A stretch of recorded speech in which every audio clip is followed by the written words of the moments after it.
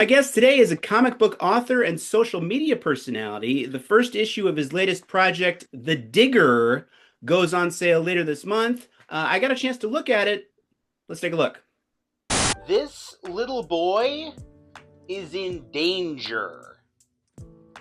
Like, legit. Like, somebody needs to call somebody. And I don't even think he knows it. But you can know it.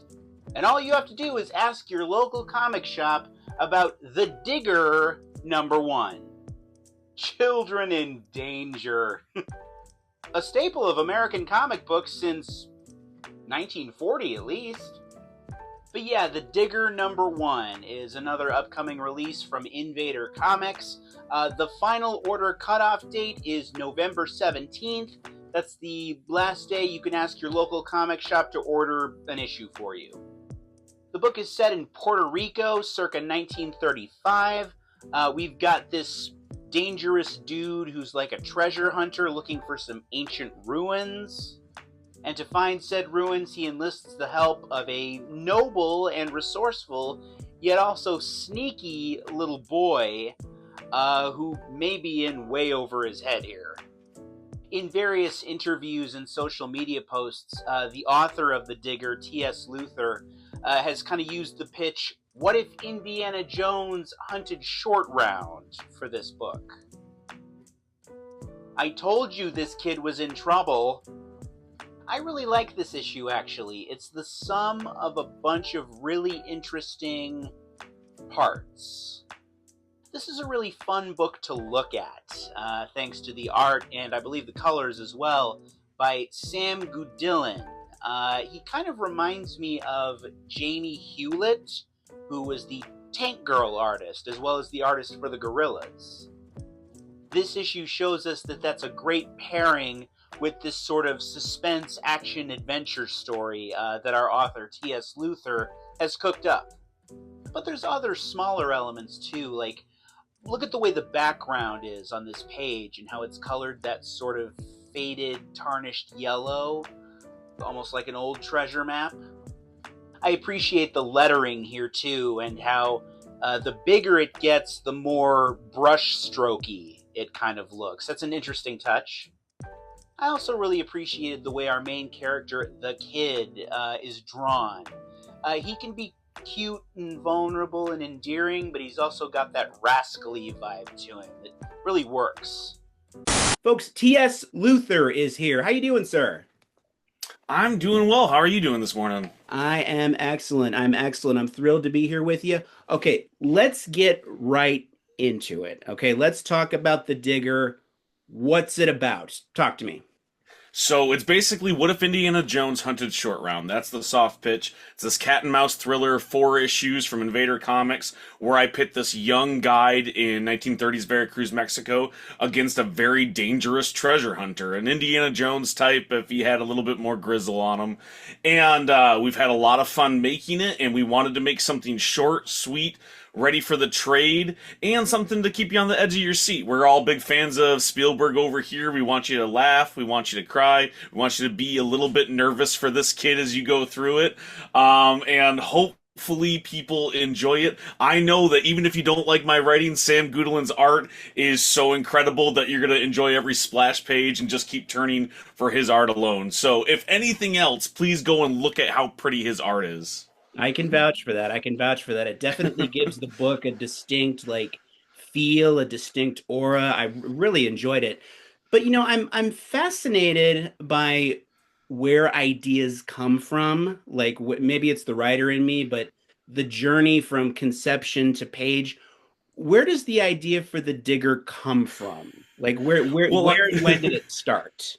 Sure. So, I mean, I get to work with a lot of awesome artists, and I've talked about it on TikTok and stuff, where I just reach out to people that I like their art and go, hey, do you want to work together? Sam luckily had seen some of my stuff. I'd seen some of his books, and so we were contemplating working together. I sent him a lot of pitches that I thought would fit what he was interested in, and he said he didn't want to do any of them. They all stunk. That was not for him. Okay. And I was like, okay, thank you. I'll take my toys and I'll go home. And he said, no, pitch pitched me something else, and I remembered Robert Kirkman's advice on this exact thing, which was ask the artist what they want to work on. What do they love drawing? Because if you can pitch them something that they're excited about, it becomes your project together, and they're going to have fun doing whatever, instead of pitching your dream project. So Right. I asked Sam, hey, what do you want to work on? He said, I want to do something in Mesoamerica. I want it to be pulpy. I want it to be a little bit scary, and I want to keep it short and sweet. And I said, I got it. I lied. I didn't have it. I had no pitches ready. But I went home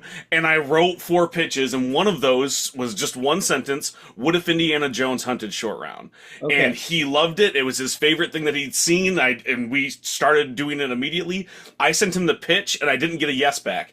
I got concept art back. And that's how you Okay. know that you're cooking. Mm. Is he was super excited about it, and we've had fun about it ever since. Did the because I've heard you use the "What if Indiana Jones hunted short round" pitch on various different podcasts and videos and stuff. I mean, was that really just did that just pop out? I mean, was Yeah, it one of those like brain dropping moments that it just happened?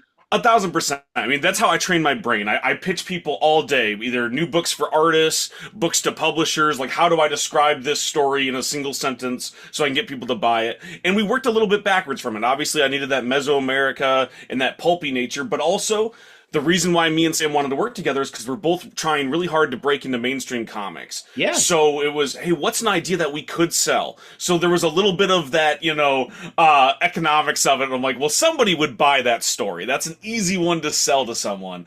So working backwards from that sentence, my brain just said, hey, this would be something that catches people's attention. Hmm. And then we go from there, and then we come up with all the other interesting bits. And you add theme later, as Stephen King says. Like, first, discover the story, and then you can go back and make it meaningful. You talk like a well, we'll get into how you talk like a teacher a little bit, but you talk like like a writer and like an editor. I mean, is that your background? I mean, do you have that in your background? No, man. I mean, I worked as a technical writer for about 10 years in Really? corporate stuff. Yeah, so Okay. I wrote about car parts for automotive companies. Really? And so, yeah, so you're in the room a lot, and you have to, I would not dumb things down, but you got to keep it to a level where you're not going to lose everyone's interest because you're dealing with people who write your checks, you're dealing Yeah. with people who write their checks. You have to be at least somewhat entertaining. Yeah. So it's the economy of attention. You have to be able to keep everybody interested. And where I'm at in indie comics, I do not have the clout, the buzz, the audience to just pitch whatever I want. Sadly, I need to focus on what will somebody buy, Yeah. what will the audience be interested in, what will a publisher publish. So Hmm. you get it down to those sound bites, you get it down to a log line. It just comes with practice. I do it every single day, so it comes off a little bit rehearsed. So you don't have a teaching background, nothing like that, right? Because I mean, what the reason I ask is because in your videos and places like TikTok and Instagram, I mean, you come off very teachery, mentorish. You kind of have that supportive voice. Does that just come natural? I think so. I mean, I always wanted to be a dad. I am a dad now, and I've been a Hmm. dad for almost a decade, and that's how I talk to my kids. And also, that's how I want people to talk to me. I want to make sure that I'm giving something back. And where I'm at as an influencer, like on TikTok, on social media, I can't always convince people to read my stories. And as a writer, I don't always have something to show off on social media. So the Right. best thing I can do is give the advice that I've learned. Hmm. And so I just try to be kind, give people the advice that I wish I would have had when I first started, and Hmm. speak from that level. And I did want to be a teacher once upon a time, a long time ago when I was in college. I ended up Hmm. going for accounting, so it didn't really add up. But I just want to approach people in a way that they don't feel attacked, that they don't feel talked down to, so they want to hear the advice because nothing else. No one else needs Midwestern middle-aged white dude giving them unsolicited advice. There you go. There's so much of that already on the internet, right? So if I can do it from a kind place, that'll probably help. Yeah, definitely. I mean, that's how I found you. I know that. I mean, I stumbled upon I think one of your videos one day, and here we are. So, okay, back to the digger though. Your relationship with Sam Gudelin. How did you guys meet? How did you guys hook up? I mean, the same way that I meet most artists is I just set time aside when I have room to start pitching new stories, and I start looking for a new artist on every platform that you can. That's my advice to people who want to find artists. If they're a writer and they want to work in comics, go Yeah. everywhere. You look at ArtStation, DeviantArt, Behance is, I believe, the one where I actually found Sam. Okay. And I found his art. I thought it was gorgeous, and I reached out. I also, once I had reached out, I had noticed that I had read a few of his European graphic novels. I had come across Dead Metal and Sacrificio, and realized that we had kind of crossed paths before. But I just sit there for hours on end scrolling through different art. I recommend ArtStation for people who want to do that, because you can filter for sequential artists. So people Okay. who want to work in comics, people who have worked in comics. But it's the ADHD in me. It's just, I'm going to stare at this screen and scroll through for much longer than most people would. Nice. And Sam is in Russia, is that right? That's correct. And so, I mean, are you guys back and forth on like, are you doing Zoom meetings? Are you doing email? Like, how are you corresponding? I mean, mostly email for every single artist that I work with, and that's not for lack of trying to do Zoom and stuff. Right. I just have too much going on. You've probably seen me message you one day on like TikTok or Instagram. Email is always the way that is easiest for me to get a hold of somebody, because I check my email consistently. I don't Naturally. check anything else consistently. Trying to get on a Zoom call like this all the way across the world is difficult, hard to do, and I'm terrible with languages. I speak a little bit of everything because I work with so many amazing artists on the other side of the world, but I have no skill for it. I am not a polyglot in any way. So it's like, hey, can we do email? Because that gives me time to translate Right. and learn what you just said to me, so we don't have that language barrier. Nice.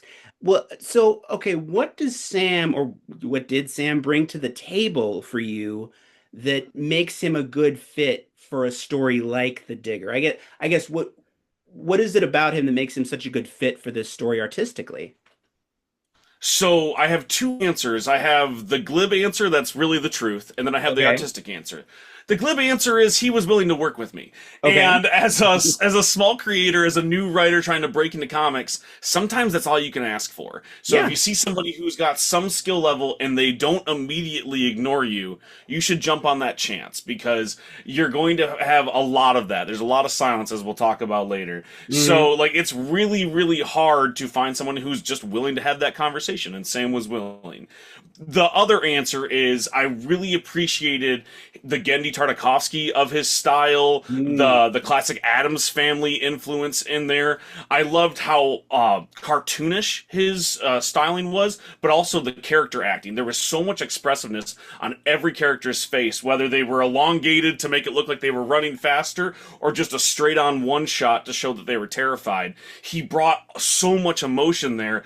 I thought to myself, there's not many stories that I couldn't tell with this guy. Like, if he was willing to work with me, we could write anything and it would come out well, which is evidenced by The Digger. I love everything that he's put out there. I have so many framed pieces from this comic book, just blown up panels around my house, that my Yeah. roommates get annoyed with me. They're like, we get it. You like The Digger. That's cool, Mhm. man. Like, do you have to put up every panel? And the answer is yes, because they're gorgeous. Absolutely. I mean, he's so versatile in what he brings to the table here and what he could bring to the table. And just the little details that I liked, like because he does not only just the basic art, he does the colors and the lettering as well. Am I right? Yes, yes, he does the whole thing. And I mean, I love just with the lettering, the larger the word balloon is, you've got that brush strokey look to some of the letters. I mean, and some of the backgrounds, you've got like a yellowed sort of treasure map-ish look to it. I mean, is that the kind of thing that you're pitching to him, or does he just bring that to the table on his own? I mean, it's a combo of both. There's a lot of stuff that's in the script where I go, hey, I would love to see the map in this background. And then a lot of it is learning to write for his style. So Mm, he'll come to me with concept art and thumbnails going, I think this is what I want to do for the layout. And then I lean into it and going, hey, actually, hold on, do that for that page. Let me rewrite the next few because I love what you did here. So one thing that I learned really quickly with Sam is that he'll expand a panel to a double page spread if I'll let him. He'll go as far as he can with one single piece of art. So I started to lean into that. Let's add more splash pages. Let's add more of those travel scenes with the giant maps, Yeah. and just let him revel in a piece of scenery because he does it so well. The lettering thing is its own awesome part because he really enjoys doing the SFX, the bang, bow, boosh, Hmm. that kind of stuff. And so he puts it right into the art. And he likes doing lettering, but he wasn't sure where he was going to land on lettering and if we could afford one, because this is a dream project for both of us, so we weren't sure if we were going to get that. So he put in placeholder lettering. Yeah. Now, Sam is somebody who is talented in everything they've ever touched and has some of the most amazing skills when it comes to comic books. So his placeholder lettering is the final lettering that you see in the book. Really? It was, yes, it was so good, and it matched up with his explosive SFX. That was like, why would I ever have somebody else touch this? This is ready to go. Let's just give you a bigger piece of the pie if we ever make any money off this, Hmm. because you also are the letterer on this book now. So it was just, he was so good. Why not have him do all this stuff in there? See, that collaboration is so interesting, and I think that that's the kind of thing that a lot of people don't think about when it comes to comics. I think that, I mean, but once upon a time I thought this way, like, okay, the writer comes up with everything and the artist just draws it. Like, nah, it's not really the case, is it? No, and that's why I always credit him as the co-creator, because we share the IP. If this were to sell to Hollywood, we're both getting paid, right? Right. But also, he writes just as much of this as I do. It's just not from the word standpoint. He Right. comes up with so many ideas, and also Sam is a guy who loves to draw. And if there's something specific he wants to draw, sometimes I just get emails. Like one day he emailed me, he said, "I want to see this animal. Can you put it in the script?" And I'm like, yeah. And that was the whole sentence, the most like terse European, Okay. email that I could ever get. Just one sentence: "I want to see this animal, put it in the script." And I'm like, you got it, man. Like, it's gonna be in the script, we got it. And it's one of the coolest moments in the whole series. But that's how it works. It's all a collaboration. He's my teammate, my collaborative partner. Like, there's so much of what he comes up with that goes into the story. It's, I might write all the words, but he's just as much of a writer as I am. Absolutely. Absolutely. You know, you seem like you have such a writer's mind, TS. I mean, when did you what's your origin story basically? Like when did you originally when did you say, okay, I think I might want to write comics? I mean, I've always wanted to write professionally. It was a thing from a really young age, and it came out as being just a big liar as a child. I would just make Oh, stuff up. That meteor hit that glass. I didn't break it. That right. kind of thing. And as you get older, you realize, well, that's problematic. I should probably start telling stories. But I Hmm. grew up in the middle of the woods. There weren't a lot of opportunities. Everyone worked at Walmart or as a mechanic, and I have neither one of those skills. Hmm. And so I went to college, met a girl, settled down, and the writing thing went away. And Okay. as COVID was getting closer and stuff was shutting down, I'm a mid-level office grunt. Hmm. My wife kind of was pushing me to get back to writing. It's something that I loved. So I wrote a short anthology called Growing Up. It's probably available on like Comixology or some digital platform somewhere. And I wanted to try my hand. It took me a while to get it out there. But when I did it, it was really scary because for the first time in my entire adult life, I really wanted something for myself. I was a dad first, a husband first, whatever Yeah. got, the food on the table, roof over their head. But now I wanted something, and it was writing a comic book, and I was hooked. And then I started doing pitch packets and learned that that was not the way to go. After spending my life savings on pitch packets, which, if you Hmm. don't know, it's a few sample pages, and then you send, like, finished, like, a cover, lettered, Yeah. colored, and then you pitch it to a publisher, and they say, yeah, well, let's make a whole series of this, or make a whole book. And they said, no, that's crazy. Why would we ever go off a pitch packet? You're a nobody, Right. basically. Hmm. And I learned that that's not what you do to break into comics. You have to make a full issue and self-publish it. But I'd spent all my money. So it was a scramble of trying to get all of these books out. And I did a really dumb thing. I quit that day job that I mentioned because Hmm. I'm going to go full-time into comics. Yeah. So I've been a little bit on my back foot ever since. But it's worked out. I'm starting to get some traction now. But if I could give any unsolicited advice again, it's don't quit your day job because it'll pay for the night job. Exactly. That's good advice. So, you put out a video about a month ago, at the time of this video's release, that talked about basically learning to write or learning to create art in a void. Let's show that video now. you deal with rejection in comic books? Hi, my name is TS, and I write comics. And a lot of what I believed going into comic books was that I was going to have to get a thick skin. I would have to get used to harsh words and critiques and people just generally not liking my writing. But most of what I've dealt with when trying to break into comic books is not mean words or people telling me they don't like my stuff. It's silence. Nobody was listening. And in fact, people were actively ignoring me.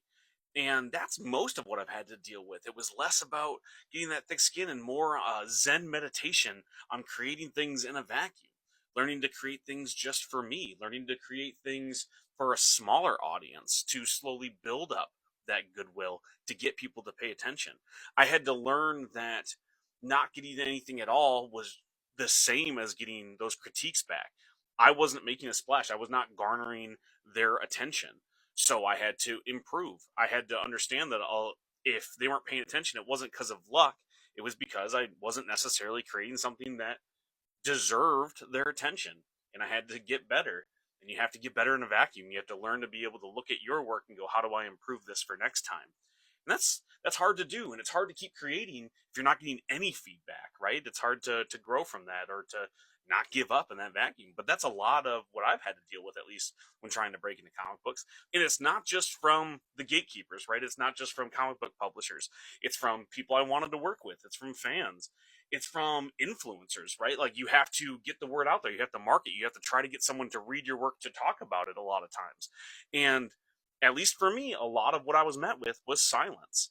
And so you have to just keep trying to one up yourself and put out a better book each time to eventually deserve their attention, to garner someone's attention that they will want to talk about it and let you through some of those gates and tell a friend about it. So I don't know if you need to get a thick skin, but what you do need to do, at least in my opinion, is get used to creating in a vacuum. So I guess my question is because that's something that I really related to. I wrote like a personal blog for many years and it just didn't go anywhere. And then I jumped on TikTok and social media and it was like people, not a huge audience, but a much Right. bigger audience than the one I had been playing to before. So I guess my question is, what was it like writing in that void for you? How long were you in the void? And I mean, what advice would you give to somebody who's in that void now, kind of banging on that drum, trying to get somebody to listen to them? Oh man, I mean, it's hard because I'm really tough on myself. So the advice Mhm. that I would give is be your own worst critic. Like be hard on yourself because there's no one there to tell you, "Hey, you need to get better at this to get people to look at it." And that sucks to hear. And you don't want to hear that the reason why I'm not doing well is because I'm not good enough yet. But Mhm. if you're going to work in the arts, if you're going to be part of the capitalistic machine of the arts, you need to be able to level up on your own because no one cares enough about you at the beginning to tell you that you're bad at it. Yeah. And so you need to be able to take that criticism yourself and look at all of your influences, the people that inspired you to go and do that artwork. Go and look and see how you can get more like them. How can you level up? How can you get better? What can you take from that inspiration and hone your skills? And the other part of it is learn that you're doing it for the love of the game. Make Yeah. sure that you're enjoying doing it even if nobody is looking at it. So when Mhm. you're giving that criticism and you're being hard on yourself, you're still having fun making the artwork, because otherwise what's the point? If you hate it, go and put the tie on and go get paid for it, Mhm. go and do one of those jobs. So find the love and be a little bit harder on yourself, because it's really hard, but sometimes you have to ask yourself, is nobody looking because I haven't gotten lucky yet, or is nobody looking because it's not worth looking at yet? And it's a hard lesson to learn, but when I took that to myself and go, well, I need to put out something better, that's how I got out of that void. That I Mhm. just had to level up a little bit, and stick with it. The attrition thing in arts is real. You're gonna start getting gigs. You're gonna start getting attention because your competition is gonna to give up before you. So Mm, if you can just stay at it and get a little bit better and stick around longer than most of the other people, I hate saying competition, like we're all mm, like, right. crabs in the bucket or something, but we are like, it is still, there's only so many opportunities. So if you can just outlast most of the other people, you're going to find success. Make sure you're getting better as you outlast them, though. There's nothing worse than ending up with that opportunity and delivering something that's not so good and watching that opportunity float away because you weren't ready yet. It's almost like you have to make the void work for you Yeah. because to your point, like 10 years ago, I wouldn't have been able to deliver what I consider to be the quality of analysis and review that I put forth now. It's almost the void almost serves you, Right. even though it certainly doesn't feel like it at the time. Yeah, you don't necessarily want a million eyes on your stuff if it's not great yet. Hmm. Which is it's a hard pill to swallow because a lot of people who make art want to assume that they're ready for the big time. They're ready Yeah. for an audience to be on it. And then you get hit with that audience and that audience tells you this is not good. And that hurts. But you Mhm. have to be able to take that in. Being able to write for yourself and write in that void goes so much further than just giving you time to practice. It gives you that moment to reflect on it for yourself on why you do it, how to do it, and all the other cliches that people have heard a million times. And it gets you way used to way worse critiques that people are going to give you because silence, in my opinion, is way worse than when people say they don't like it because at least they saw it. I was gonna Most say, people ignore me, you know? would you rather have silence or would you rather have blunt honesty? Right. And like I have people be bluntly honest about some of my books. I got a review the other day. They're like, "We give The Digger a 7." And I was like, I can take a 7. I love and they were really embarrassed. I had messaged them and I was like, "Hey, thank you so much for reading it." They're like, "No, it was perfect. I don't know why I said 7." I'm like, "No. It's art. It's Yeah. subjective. 7 is completely fair. I'm Mhm. glad that you took the time to read it because most of the time I'm emailing influencers, I'm emailing artists, I'm emailing publishers, and I do so much and people only ever see the stuff that works out. Most people ignore me, and you have to be able to take that in and not be hurt by that. You got to use it as fuel, and the void is such a good practice for that because that, in at least where I'm at right now, has not gone away. I'm not fully out of that void yet. No. No, no. I mean, you and me both, brother. You and me both. Kind of a stock question here, but as Sure. people are always asking me, at least because they know I'm into comic books, where do I start? Where do I, what do I pick up first? Where's a good starting point? If someone new to the world of comic books were to come to you today and say, what's a book or two you might recommend to them besides The Digger? What are you pitching them? What do you think? Oh man, if we're talking like capes and tights, I tell Mm, people to go and check out Hawkeye, Matt Fraction and David Aja's run. Like that is such a easy point to jump into. You don't need to know a million years of history. It's got mhm. amazing artwork. It's fun. Like it's easy for people to get into. If we're not talking about that, Brian K. Vaughan at all. Like just Yep. anything that he's put out is amazing. It's hard to pick up Saga and not just immediately be in immersed in that world. So I tell Mhm. people definitely go and check out those two easy recommendations. Anything that Kelly Sue DeConnick has put out, Torin Grunbeck. I don't say specific ones because you really can pick up anything that they've ever put out and just go and have fun.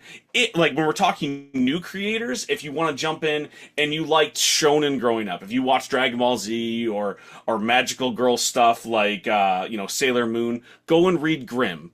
Okay. It's easy to jump into. The artwork is amazing. It's very, very relatable. There's awesome music references in there. So there, you have a whole swath of stuff to go and check out. But There you starting go. anywhere with any of those creators in their catalog, you're going to have a good time, and you're not going to feel like you don't belong. That's why I recommend those because those are pieces that are made for everybody. Well, TS, one of the great things about your videos and what you do is that you make your viewers feel like they do belong. They feel very welcome in your space, in this creative space.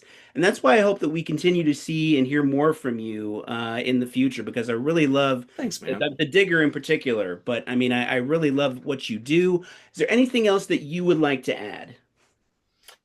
Yes. Check out indie comic books, not just mine, all the other ones that you see.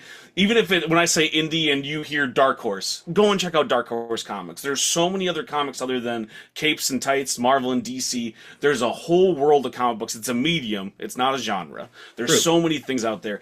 And when you hear indie, a lot of people think amateur, and that Hmm. is just not the case. Some of the Nope. best comic books coming out right now are not at those gigantic publishers. So go give them a chance. Read Mad Cave, read Invader Comics, read Vault Comics, and anything in between. There's so many amazing creators, artists, writers that get slept on because they're not working at Marvel or DC at this moment. And they deserve to have their stories read, including T.S. Luther. Go and check out my books. I would love it. I'd really appreciate it. But please go and give indie comic books a chance because a lot of those creators that you love at those giant publishers, this is our only chance to break into the industry, is Hmm. these smaller publishers, self-publishing ourselves. If you love those books and you go, yeah, but I only like this artist or this writer, they probably broke in doing what I'm doing right now. So just Hmm. remember that everybody starts in indie comics, and if you want to get new stories, you got to give a lot of us a chance first. The book is The Digger #1. The final order cutoff date for said issue is December 1st. That's the final day that you can ask your local comic shop to order a copy for you. Folks, you want to see this one. I promise you, you won't regret it. T.S. Luther, ladies and gentlemen.